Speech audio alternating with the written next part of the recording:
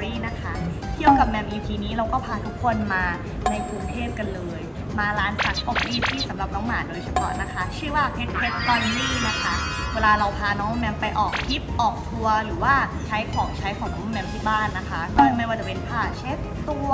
เบาะรองนอนหรือว่าจะเป็นชุดของมอมแมมนะคะเราก็ต้องซักมือด้วยตัวเองเพราะว่าไม่ได้ใช้เครื่องซักผ้าเดียวกันกับของคนนะคะแต่ที่เนี่ยดีมากเป็นเครื่องซักผ้าสำหรับน้องหมาโดยเฉพาะนะคะอยู่ที่ไหนนะคะคุณพ่อ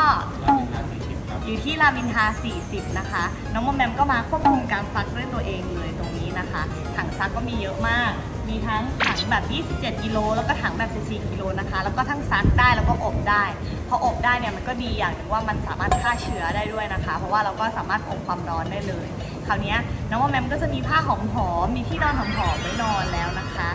แล้วก็เดี๋ยวถ้าแถวเนี้ยมีคาเฟ่ที่น้องหมาสามารถเข้าได้นะคะก็จะพาทุกคนไปกินกันนะคะนี่นะคะตอนนี้มอมแมมก็กำลังควบคุมการซักอย่างใกล้ชิดมากชิดกว่านี้ก็คือเข้าไปซักเองแล้วค่ะแม่แอบเอาน้ำยามาใส่เพิ่มด้วยนะคะก็คือเขาบอกว่าฟรีน้ำยาแล้วฟรีน้ำยาซักผ้าแล้วก็ฟรีน้ำยาปรับผ้านุ่มนะคะแต่ว่าเราอยากให้มันหอมๆหน่อยก็เลยเอามาใส่เพิ่มไปนิดนึงนะคะนี่ควบคุมการซักโดยมอมแมมครับตอนนี้นะคะคุณแม่จะไปหาน้ำให้น้องมอมแมมกินก่อนนะคะลืมเอาน้ำมาให้มอมแมมกินนะคะเดี๋ยวไปหาน้ำให้น้องกินก่อนไปครับทุกคนก็คือไม่ต้องไปไหนไกลแล้วค่ะตรงที่ซักผ้านะคะพอเดินมาข้างหน้าก็จะมีตู้ของโลตัสนะคะบริการตรงนี้นี่เลยจะเอาน้ำเอาขนมเอาอะไรโอ้ยมีหมดทุกอย่างโคตรดีอย่างแรกนะคะเราก็จะการใช้ตู้ครั้งแรกของแม่ก็จะงงๆหน่อยนะ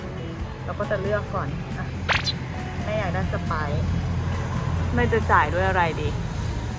แม่จ่ายด้วยพร้อมเพย์แล้วกันแล้วสไปซ์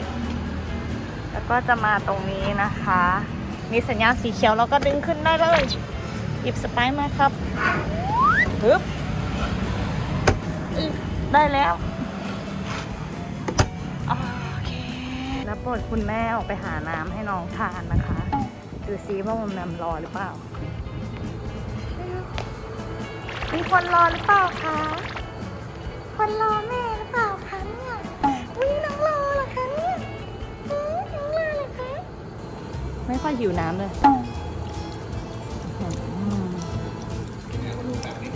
นี่นะคะเราก็เอาผ้าออกมาแล้วนี่ผ้ามันยังก็อยู่ตรงนี้แล้วครับ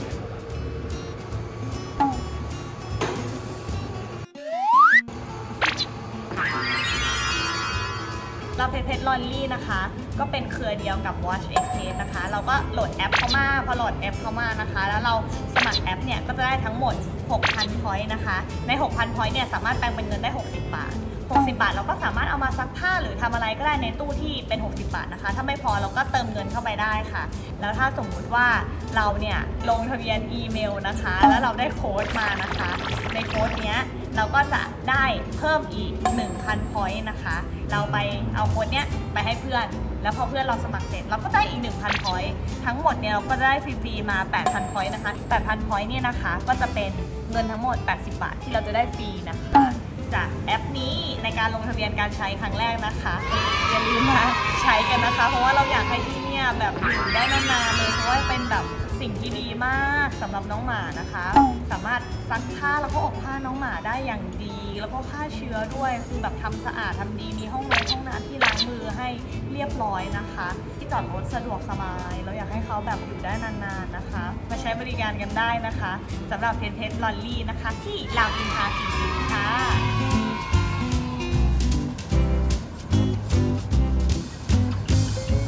สำหรับเที่ยวกับแมม EP นี้นะคะเราจะมาแปลกกันนิดนึงนอกจากเราจะพามาซักผ้าเพื่อเตรียมตัวจะไปเที่ยวกันแล้วเราจะพาไปเที่ยวคาเฟ่แถวๆนี้นะคะแล้วก็จะพาน้องมอมแมมไปตรวจสุขภาพด้วยครับเที่ยวกับแมม EP นี้คือครบจบเลยนะคะทั้งทำความสะอาดทั้งตรวจร่างกายแล้วก็ไปคาเฟ่ครบจบเลยค่ะใน EP นี้พามาจ้ะพามาจ้ะพาไปเที่ยวไหมคะพร้อมแล้วเหรอไม่เดี๋ยวพร้อมแล้วเหรอ ดูนะคะว่าผ้าหอมขนาดไหนมีคนเช็คครับหน่วยงานเช็คความหอมหอมไหมครับโอ้ยหอมโอ้ยหอมมันหมาอะไรชอบของหอมเหรอลูกโอ้ยมันหอมเหรอครับมันหอมครับแม่โอ้ยแม่เดี๋ยวก่อนเดี๋ยวน้ำหกลูกพอก่อนตอนนี้นะคะรถก็เต็มไปด้วยผ้าของน้องแมมเต็มเลยอ่ะคุณพ่อวางเลยครับโอ้ยคุณพ่อ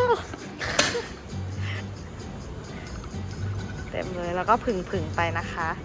นี่นะคะเราแวะมาโรงพยาบาลสัตว์คิตตันเพชรแล้วก็ร้านโกโฮงนะคะก็คือ2ที่เนี้ยอยู่ด้วยกันเลยเป็นคาเฟ่ที่เป็นเพจเฟรนลี่นะคะแล้วก็เป็นสถานที่ที่น้องแมมจะมาตรวจสุขภาพวันนี้ครับ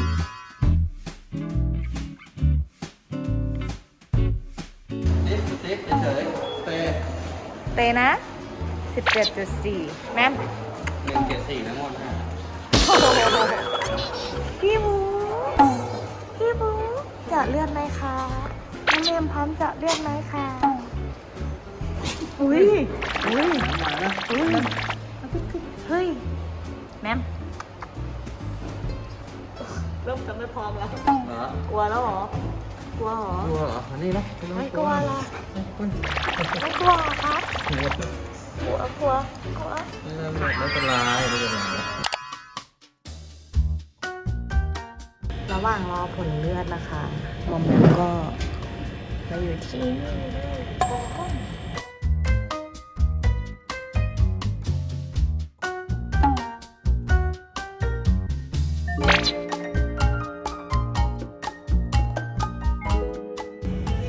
เนี่ยค่ะเราก็จับเลือดตรงนี้นิดนึงมีผ้าสีชมพูเหมาะกับมอมแมมมาก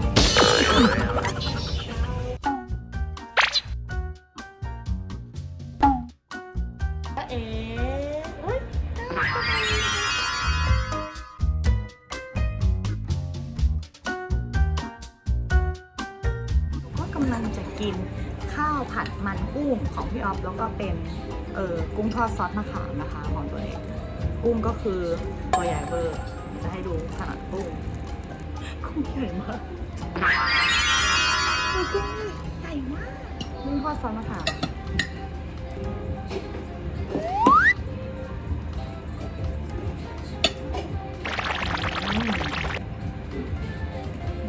อร่อยอันนี้นะคะเป็นข้าวผัดมันกุ้งแบบกุ้งเต็มคำกุ้งตัวโตมากดูกุ้งสิเต็มช้อนไปเลย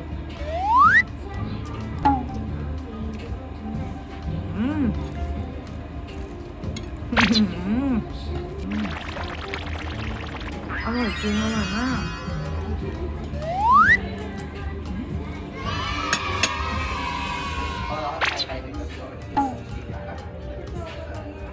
ใช่เอ๊ะตอนนี้นะคะมารอฟังผลเลือดน้องแมมแล้วร้านคาเฟ่นะคะโกโฮงอร่อยมากอร่อยทุกอย่างเลยแกะออกที่ตรวจเลือดเก่งมาก